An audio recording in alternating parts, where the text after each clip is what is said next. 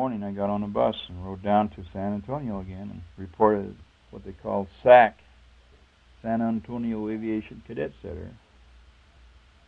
What it amounts to was it was a place where they decided whether you're going to be a pilot, a navigator, a bombardier, or whatever.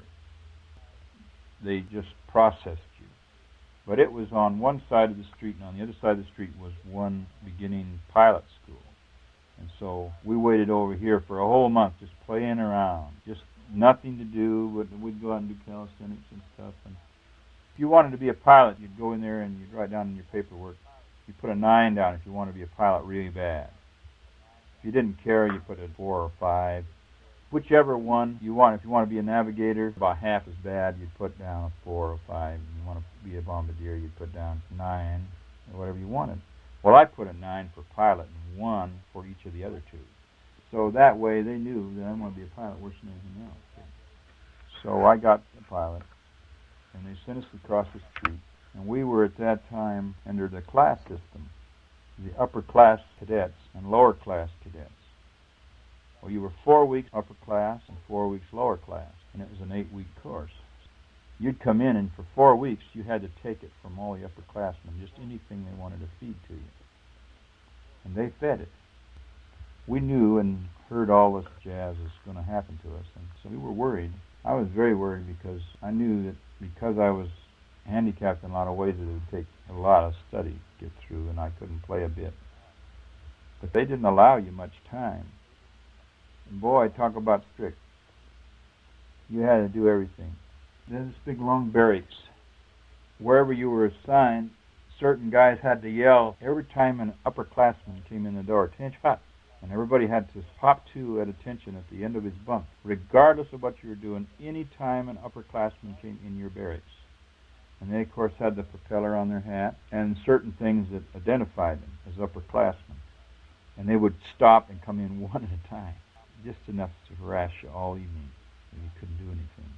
And then they would stick their face right up in your face and sneer at you. And if you had to keep your hat on 2 fingers above your nose. And you'd have to stand at attention and look across the room. They would rack you back, as they called it. And you couldn't look to the right or the left. You had to look straight ahead. And they would make cracks about you, anything to rile you up. And of course, if you let them have it, you'd get washed out.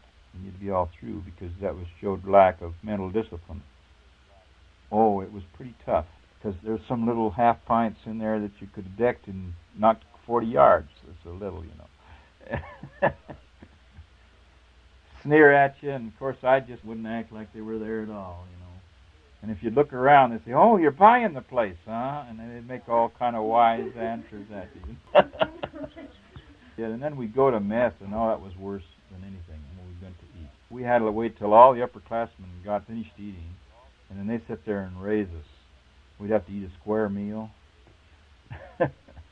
And we got to look straight ahead. We couldn't even look at our food. And sit on the edge of our chairs without even touching the back. We couldn't lean back like I'm doing here. You sit out about 8 inches of the last piece of your chair and look straight ahead, and you couldn't laugh at anybody across the way. It was so ridiculous. It was pretty hard sometimes. But they made it. By this time, you're so mad at them anyway that it's not funny anymore anyway, so it wasn't too hard to keep a straight face. Every place we went, we had to run. We run across the street to our barracks, and we had to do it in cadence, so there was some timing and everything. And we had to fall in at 6:30, I think it was, dark out there at that time. You'd crack out of bed in the morning and fall in the street. They'd call you up.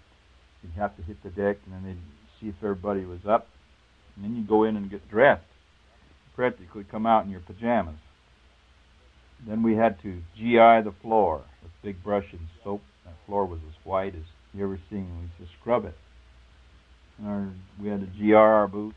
That meant scrub them with soap and water, and they had to shine. And we had to do all these things that are really ridiculous and have nothing to do with the war. Just a lot of nonsense.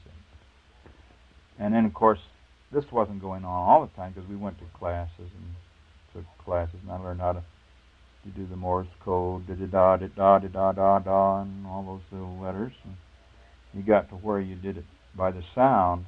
You'd hear the various sounds, and as they came, why you'd write G or E, and you got where you had to take it about 14 words a minute, or you couldn't pass.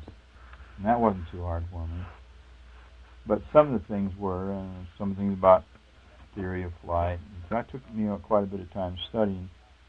The best thing about it was 3 days after they put us into pre-flight, they stopped the raising.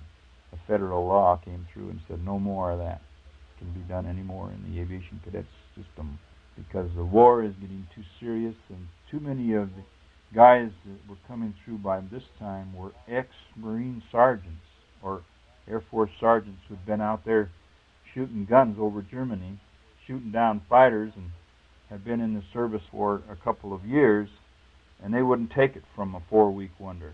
They'd just knock them across the room when they start doing that stuff, and these guys, of course, would be washed out.